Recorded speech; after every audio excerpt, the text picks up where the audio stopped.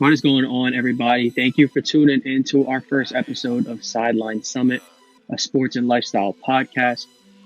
I'm Antonio Perez. I'm here with my co-host, Danny Cole. Just quick 2-minute recap. What we're just going to tell y'all about ourselves, our backgrounds in sports, and all the stuff that's going on basically with our life. I'll let Danny go first. He's been waiting. He's been excited for this, and so have I. So I'll let him take the way first. Yeah, so I'm a sophomore at the University of Pennsylvania. My whole life I played soccer. I got to college and I said, nah, I'm playing football. It's a little bit of background on me. Love football and go from there. Yeah, mine was kind of reverse. I played football and basketball basically every year since I was like 4 years old. I started playing football around 7th grade, and I got to college and I wanted to take my journalism seriously. I'm a journalist major at Delaware County Community College at the moment, and part of that inspired me to do this. I like talking sports. I know a lot of people do like talking sports. And we got a lot of guys who we want to bring on this podcast. So make sure you're listening in on Apple Music or Spotify, or if you're on YouTube, just make sure you're subscribed, give good reviews, likes, all the good stuff that you're supposed to do on podcasts and for things like that. But with all of that out of the way, let's start with our first topic. It's Super Bowl Sunday in a couple of days. We're just gonna give our thoughts and predictions. I think I'll give my prediction first. In our mock run of this episode, I think I had Rams winning 31-20. I'm going to close it up a little bit. I think it's going to be 31-27. I still got Rams, and Aaron Donald is my Super Bowl MVP. Yeah, I'm going to go very similar to that. I think the Rams edged it out today, on Sunday, and I think they edged that out 28-24. Shooter McPherson does not have enough in him. By saying he doesn't have enough in him, are you implying he misses 2 field goals? I think he misses 1 field goal. He's almost. All right, well, if he misses one, they'd still be down by 1. But you never know. It could be in a situation where you make 1, and then you're in a good position going to the half, maybe, or something like that. But the recipe for success is not in the Bengals' favor. But it also hasn't been the last couple games. But they still find ways to win. It's just really impressive on Joe Burrow, Jamar Chase, that offense, and their defense, who's really been solid the last couple games, especially Jesse Bates. Second half against us. Yeah, big time play against the Chiefs last week. He made, and it's crazy. He ended not ended it because the Bengals had to score, but he put Mahomes off the field in 13 seconds, just like he put the Bills off the field in 13 seconds. But you know what I mean. That was a crazy coincidence. But the last 2 games, not really the first half, but second half against the Chiefs, that's high-end, high-level football. But they still have a lot of things that could easily, get taken advantage of. Like if Eli Apple has to guard anyone, that could be a problem, especially if you get them lined up with Cooper Kupp or Odell. It could be a long day for the defense. However, I think where the Bengals do have an advantage is I don't think they'll get beat deep. They have a really good safety tandem. Keep everything short. That may be how Cooper Kupp likes to do things, and Odell can work a lot of that medium range. You shut off Van Jefferson, who is a really good vertical threat. That's just my thoughts on what the Rams are. Jalen Ramsey versus Jamar Chase is the real matchup to look at here. A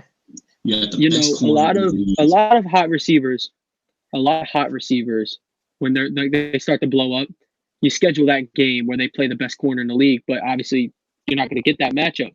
But here you are, you have one of the best young receivers in the league, arguably top 5 receiver right now, and you have the best corner in the game. By far, I don't really think it's up for debate. I don't think it's a debate. Who, Jamar Chase? Jamar Chase and Justin Jefferson are both top 5. They're both top 5. They're 4 and 5. Jefferson's a little bit ahead.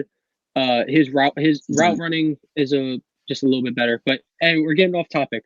But that matchup, certainly everyone is looking forward to that one. Yeah, other than that matchup, I think what we really need to look deep at is Matthew Stafford. He's getting his first crack at the Super Bowl. He's been in the league for 12 years? And we're around that time frame.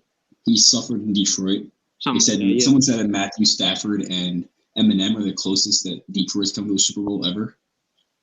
Yeah. It's kind of funny. Aside from that, do you think Matthew Stafford's top 5? Quarterbacks, no. You don't think he's top 5? No. Is Burrow top 5? I don't think. No.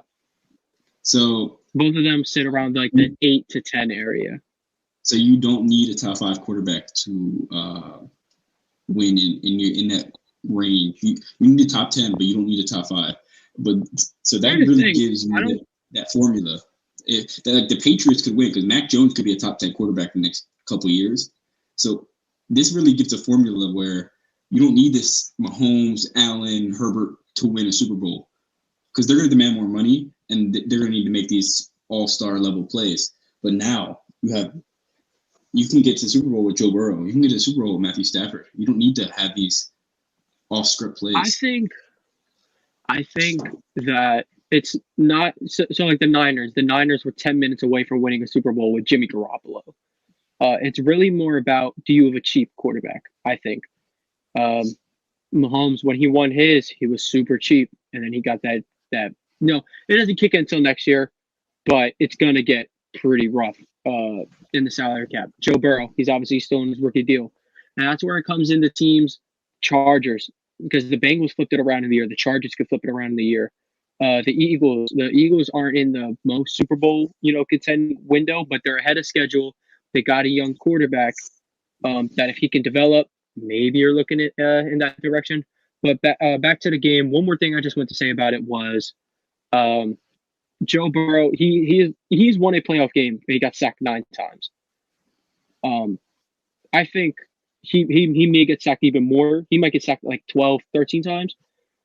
But if they keep things short, if they keep running the ball, occasionally go for that big play, but you'd have to do it if Jamar Chase can get away from Ramsey. Chase obviously doesn't want. He wouldn't want to run.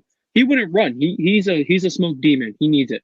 But if you see the matchup with anyone besides Ramsey, I think you got that called out. I think you go. Make that big play. Try to change the momentum of the game. I'm not gonna lie. Usually, you want to stick to your guns and do what you're good at. The Bengals need to stop throwing jump. They can't throw jump balls here. Ramsey and Darius Williams will box them. They will not allow these jump balls to be won. Well, I think in some manner they have to still be themselves, because they live or die of those 50-50 plays. But if you throw into Jalen Ramsey, it's kind of like 70-30 in his favor. Even if you are Jamar Chase, maybe it's like 65, 35. I mean, we have seen Ramsey get baked in the postseason already, though. Mike Evans probably had one of the best postseasons out of anyone in the NFL, but the Rams sent Brady off to retirement. Jalen Ramsey is proof that even the best corners, get got. But to finish this subject, who's your Super Bowl MVP? My Super Bowl MVP, I'll go Cooper Kupp. I was leaning towards Aaron Donald. I was stuck between them two. Those are my predictions. Obviously, I think we were both on the wagon that we wanted Von Miller to win, so he'd be the first defensive player to have 2. But yes, I think there's a sleeper pick in Odell Beckham Jr. to win Super Bowl MVP. That would be. If he gets the targets, man, he makes big plays. But with a lot going on today, let's move on to the NBA trade deadline. Let's talk about. I mean, this isn't the flashiest trade in the world. It's Kings Pacers. I really just want to talk about Tyrese Halliburton. He's a great talent, and he does have potential. But I think people are kind of overreacting a little bit. So, you're they're acting like they traded away this all NBA talent, which maybe one day he has it in him. Sure, you don't trade the best player on your roster who's super young. You could build around him, but they didn't want to do that. So I get people mad, like, oh, you trade him. He was so loyal. He wanted to change the culture. But, it's in terms of Yeah, it's. I think it's just super. I don't see the point for both teams. I think they should both be going in the downward direction. Yeah, they're both going in a downward direction. I mean, we really the Pacers are really. They said they're open to moving Buddy Hield, which is makes sense. You see teams like the Lakers might even get on him. If the Sixers miss out on Harden, they might be giving the Pacers some calls later today or tomorrow. I'll tell You you never what. know. As a Celtics fan, I'm not really the biggest fan of Buddy Hield. I know we need shooting and we can use some depth, but he's been playing pretty bad this year. I'll tell you what though, if we could get him for Ennis Freedom straight up, just swap all day. Yeah, yeah. I Nothing else think though. Nothing else. Maybe Peyton Pritchard. That's it. maybe a second round pick. They're looking for some value. I think they're looking for get a first round pick out of him, which makes sense. Protect the first round Moving pick. to a trade. Moving to a trade that you had just mentioned about James Harden. I believe a report came out. I think it was Woj said that the Sixers want, or sorry, excuse me, Brooklyn wants Simmons, obviously, and they want Seth Curry, they want Andre Drummond, and I think where the Sixers they might hold out is because they also want Matisse Thybulle, assuming Maxey is untouchable. They want Thybulle, and that's really tough. Yeah, this is also including for Patty Mills. Patty Mills would also be in the trade. So essentially, Patty Mills and Seth Curry would be a wash because they're both like shooting specialists. So the trade would really be a rental of Harden and see if you can get a deal done for Ben Simmons, Drummond, and Thybulle. I don't know if I can do that because Thybulle can defend the wing so well. I think so. A couple years back, they traded for Jimmy and Tobias. Not mid-season. Jimmy was a little earlier. Tobias was mid-season, but that showed me, oh, they're going to go win it all, but they didn't because they made win it all trades. They didn't make win it all adjustments. As in the Toronto series, sure, Joel Embiid struggled, but again, who's all the downfall come on? It comes on a point guard who doesn't want to shoot. That's Ben Simmons. They should have put the ball in Jimmy Butler's hands. Sure, he doesn't shoot threes, but who shoot them? He will shoot them if he needs to, and he can shoot 18 footers better than everyone in the league, probably besides DeMar DeRozan and Kevin Durant. But this time around, a lot of people think, oh, it's not worth trading Matisse, and maybe it's not. Maybe they're right. But if you don't win a championship this year, and then you don't get James Harden, you did not put your all into trying to win a championship this year. That's yeah. So the idea is this will be another year again of Joel Embiid's prime wasted. Mm-hmm. But at the same time, instead of looking at Joel Embiid's prime, think about instead of getting all Seth Curry, Tobias Harris, Andre Drummond, and all these assets away, we can go get the same guy by just trading Tobias to OKC for a draft cap dump, and getting him for free in 6 months. I mean, granted, we'd have to go grind our way to try to win the championship, but I think they can make a mid-level move and get Harden for free in the offseason. Okay, so go get Buddy Hield, and then go get Harden in the offseason. And that would be a nice roster pickup. If you think here, okay, so let's use that logic. Let's say they can get Harden in the offseason. Now you can use Ben and all these other assets on someone else because you cannot keep Ben Simmons. You owe it to Joel Embiid. Get rid of him. Get him some assets. Get him some players. Do you think you could see now a Damian? Because the Blazers are clearly blowing it up. If everyone's seen the trades, they just traded. They just got Nikhil. Walker, yeah. Is it Alexander Walker or Walker Alexander? Alexander Walker. They just got him and just traded him for Joe Ingles. So they're clearly blowing it up. Dame should be coming in the next hours, hopefully by 3:00 tomorrow. He doesn't deserve to be there, but he wants to be there. If you're ever running from the grind competition, the Sixers don't have the money to have Damian Lillard, Embiid, and James Harden. So if they go get Damian Lillard, they don't have the money, right? So you would have a lineup which I think I did be happy with Damian Lillard instead of Harden. You would have Damian Lillard, Seth Curry, Maxey, Embiid, and Tobias Harris. Granted, if Tobias Harris would probably have to go to Portland for the salary dump, which I think Sixers fans are fine with. Because you're getting top and you're getting the second best point guard in the NBA. Yeah, as a Celtics fan, I would obviously not want Damian Lillard there, but as an NBA fan, it's 100% worth it. I don't see a lot in Tobias Harris. I think he's bad. He's a bad contract. He's super inconsistent. He could score some nights, but once upon a time, they said he was better than Jaylen Brown, which that was really funny. It was super funny stuff. A different level of athleticism and defense that Tobias just doesn't bring, and that's not a knock on Tobias Harris. He's come a long way from his role player Clipper days, but he was nice.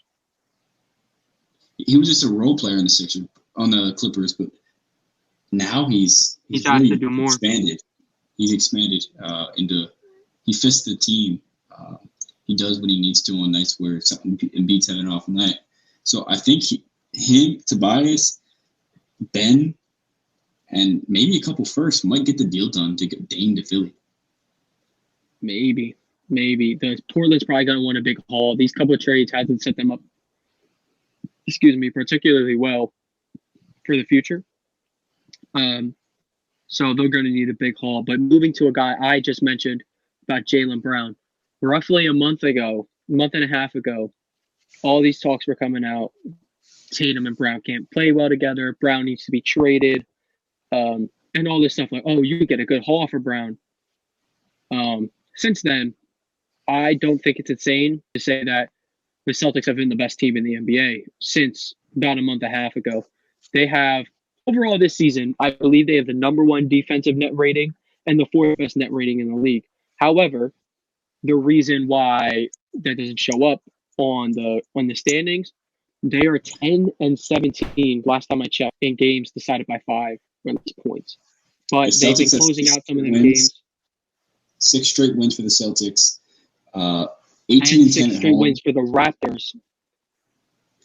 Yeah, those two teams are about a month and a half ago. Raptors and Celtics were sitting at the 10 and 11 seeds. They are now both fighting to get out of the play-in. Raptors have made it, but only because they played less games than the Celtics, so the better win percentage. And they play, I think Houston tonight. Or no, I think they play OKC tonight. So I'm going to go ahead and say, no, I'm going to guarantee their win streak continues unless we get a Josh Giddey and Shai Gilgeous-Alexander masterclass. But I doubt that's happening. The Raptors are really pushing it. Go ahead. So the Sixers go ahead and say, no, we're not getting James Harden. James Harden is going to be traded somewhere, right? Because he wants to walk in the offseason.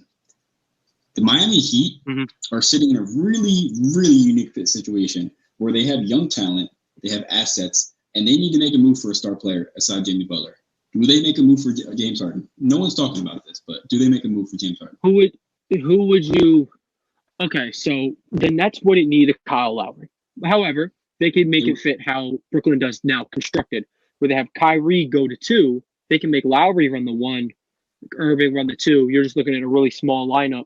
However, I think you can hide Irving on defense, and Lowry will really step it up. I don't know how much you'd have to give. I think they would ask for at least Hero, because his stock is certainly going up again. To be honest, I think Lowry and Hero would get the deal done.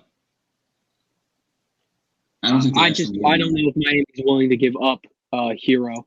And it's really hard because every time his name pops up in trade rumors, he's playing really well. And then when they fall through, he's playing really bad. So it's like, oh, maybe you should have traded him. But he's still young. I think they need to give him time. I think he's a really good player. They need to give him time, but would you trade like Duncan Robinson with... Get Duncan Robinson the hell out of there. I would get Duncan Robinson the hell out of there for James Harden, no doubt. His contract stinks. He's a super inconsistent shooter. Imagine James Robinson. Imagine Duncan Robinson goes with Kyle Lowry, but you have James Harden, Jimmy Butler. I I would love to see a Jimmy Butler and James Robinson backcourt. I would also love to see their backfield too. Put Jimmy in the backfield for Jacksonville with James Robinson, lead blocker. J-Rob. Trevor Lawrence. Yeah, J-Rob, J Butt. Just getting it done.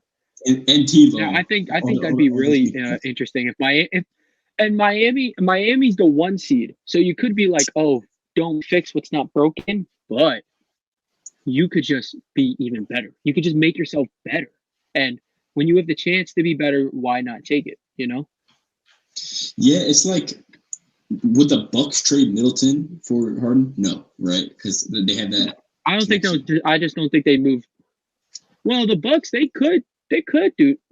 But we're getting off topic. Let's get into the East play-in teams, like we just were. You know, talking about the Raptors, Celtics. They're both aiming to get out. They both now sit 2 games behind those Philadelphia 76ers. And I can guarantee you, if both those teams jump them and they find themselves in the play-in, they could lose 1 game.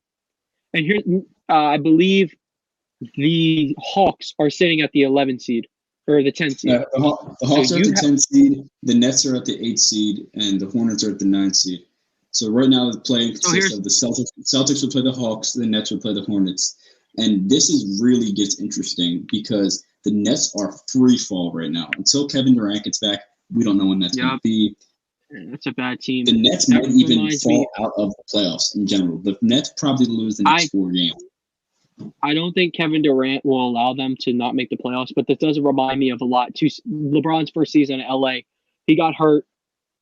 He was like, oh, I'm going to go playoff mode. And then he averaged a 30-point triple-double for like the rest of the way. And his team just going to get it done. That might be Kevin Durant's case. He could go insane. He could go, Durantula, but it might not matter. He might end up missing the playoffs.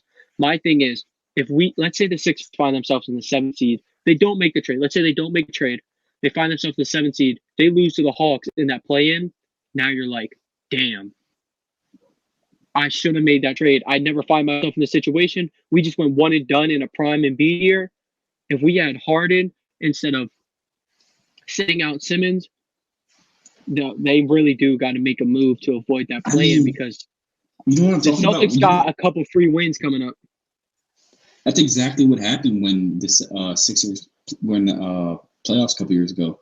Simmons got hurt, and B was playing by himself, and the Sixers were bounced in the first round. Yeah, they got swept by the Celtics. I remember that in the bubble. The bubble was so cool. I get it. It wasn't good for their mental health, but it was super cool. Yeah, they had barbers cutting people's hair on the side. They had people coming in getting tested every week. It was a cool setting that no one really talked about how the NBA scaled up this cool playoff bubble within like a month. They decided let's put everyone in. It was peak Adam Silver. Yeah, it was peak Adam Silver really showed how great of a commissioner he is compared to Roger Goodell and Robert Manfred. They're just plugging their on the bottom half on the teams outside looking into the play-in, like they're trying to get in. You have 2 teams. You got the Wizards, who Beal just got surgery. It's probably looking like they're not going to make it.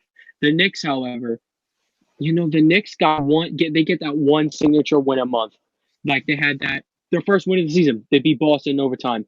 And then later in that season, they beat Boston again on the RJ Barrett game winner. Got it's all about Evan Fournier, though. Evan Fournier is the whole entire team. Evan Fournier, I think Evan Fournier is better than Michael Jordan if he plays the Boston Celtics. Anyway, but they get 1 good win a week. They have to carry momentum. They bring heart. They bring a lot of the stuff, but I think they're just missing some talent. But there's a guy with talent on the team who gets who's averaging like 3 minutes a game, and his name's Cameron Reddish. He's just getting no playing time. They traded for him. He's getting no playing time. I don't get it. Maybe he needs to learn plays, or I don't know what the problem is. But look, man, when you're a bucket, it's not, bro. When you're a bucket, you just get in there. You know what I mean? Like when the Nets traded for James Harden, not to compare James Harden and Cam Reddish, but James Harden, he was starting lineup 30 minutes a game, getting after it. Cam Reddish, obviously, he's not that, but man, he could really be helping you out there. He can shoot. The kid's got defensive, tangibles. I'm not gonna lie, I don't know if he's a good defender or not, but he's the same build as Reddit or as RJ Barrett. RJ Barrett is a tremendous defender. He is so good. So if you can get that, it's all about mentality with these super skilled wings. If you can get them in the mode of I want to play defense, then he could really help out. It's really insane. The Knicks went from we're gonna win it all this year. The Knicks have turned it around to the 12th seed in the East. And the Hawks, who were just in the Eastern Conference Final, are now 2 games below 500. It's really crazy how teams can turn it around. And you have teams in the other way. The Bulls were really, really bad last year, and the Cavs were mediocre at the best.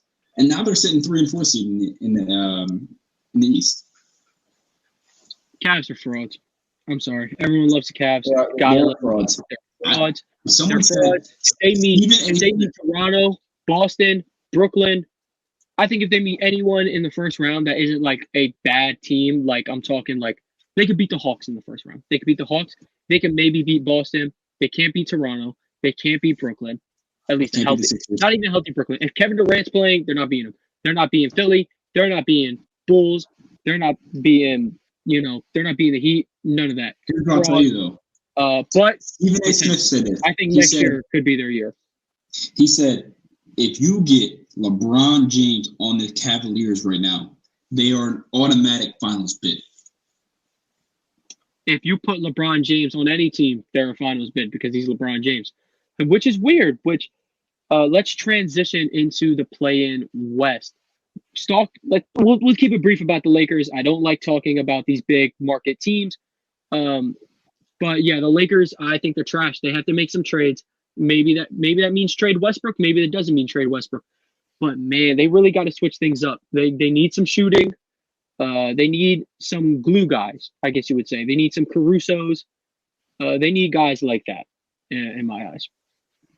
Yeah, they definitely need those people who can play roles. And I don't know why they let Caruso walk. They thought THT was something more than he was. Russ is really went from this level of play to mediocre to your almost negative value, and it really hurts me to say because he used to be my favorite player. I've transitioned to be a John Morant fan. He reminds me of a younger Westbrook, but I don't even know. Westbrook stinks. I've always thought Westbrook stunk, but I will admit, after the All-Star break, it's here's the Westbrook schedule. He's the worst player of all time. He's actually still terrible. All-Star break, best player to ever exist. Playoffs, he's back to where he was. He's a good bad player. He's not a bad good player. So he's considered one of the better players in the NBA. Oh, but he's the worst of them? No, I think he's the best of the worst players in the NBA. That's what I really think of him. Yeah, he's a stat. He fills the stat sheet, but that doesn't equate to wins. No. For a long time. And nowadays, he's not even filling the stat sheet. No, at least he's not filling the points. He's putting rebounds in assists, but he's putting 6 points up in a game, and I think that's really happening with age. He's 33 years old. He can't jump as high as he could anymore. He's not high flying like he used to when he was 24. I think his injuries. Now there's some separation. There's some separation between the Nuggets, who are the 6th seed, and the Timberwolves, who are the 7th seed. They're 14 and 15 games back respectively. And then the Clippers are a little ahead of the Lakers, and the Clippers, Kawhi, maybe we'll get him back. You'll maybe get him back for playoffs, but Kawhi's the type of guy to, he really cares about his body. He does want to win championships, so that might spark him to come back. Paul George, same thing. Maybe you'll get him back somewhere down the line, but they are competing, and they're really winning games. Same with the Pelicans. They were saying at the 10 seed, sure, CJ McCollum doesn't put you over the top. He does not make you a contender. CJ McCollum is a baller, and he has squeezed every ounce of skill out of his body possible, but no way. They doesn't make contenders, but they're the 10 seed. They get in the play-in. You got a shot against anyone. All you have to do is win. Well, you're a 10 seed. You got to win 2 games. But still, all you got to get hot is for 2 games. And if Zion can get healthy, which maybe he's pulling a Kawhi, maybe he wants to leave. But if he does get healthy, he wants to play, they're in. No doubt in my mind, they're in. Yeah, I agree with that.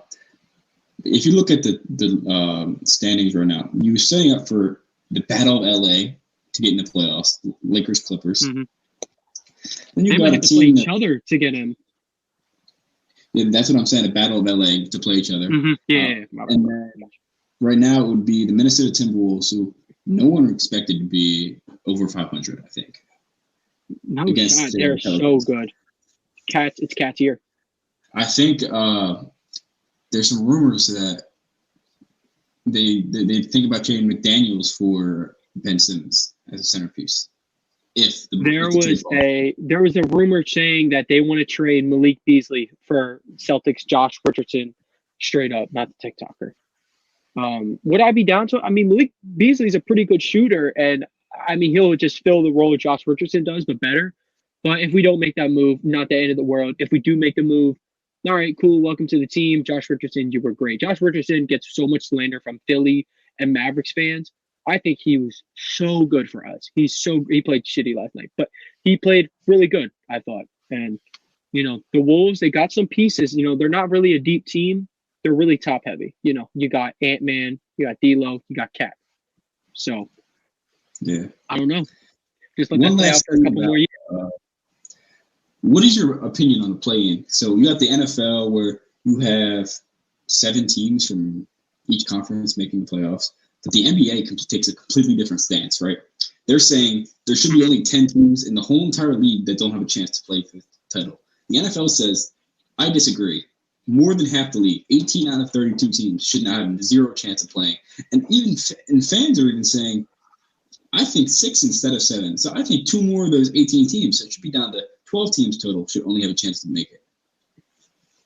And the NBA, I think the play-in is the stupidest thing ever. However, here's the thing.